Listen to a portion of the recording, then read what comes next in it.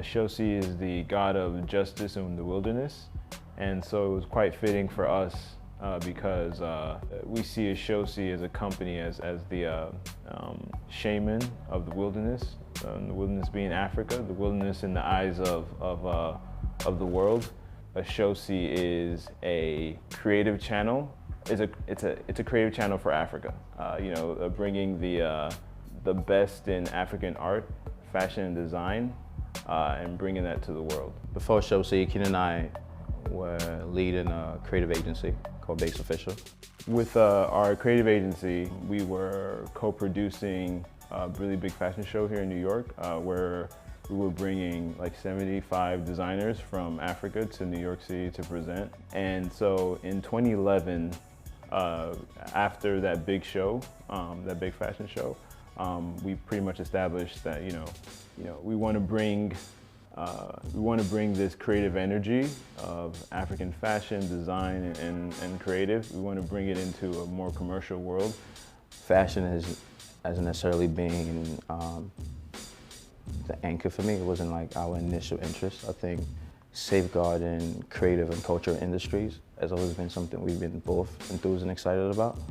And it just so happened that when we looked at the sectors that we think we could have significant impact on immediately, across content, music, design, fashion seemed to be like the one that we were prepared for at that moment. African fashion in general as a term it's very unscientific, and it's kind of broad, and different people understand it in different ways. Just Africa in general has always been like that. It's the dark continent. It's really important to help elevate the African narrative and help tell the true story and the good stories, good news from Africa.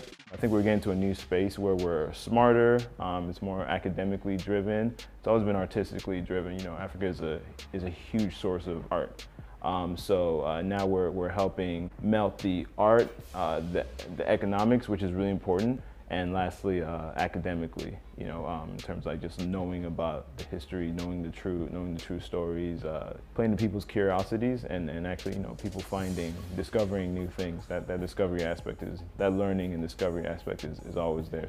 And we're committed to an idea of how we want the Black image to be represented globally around the world.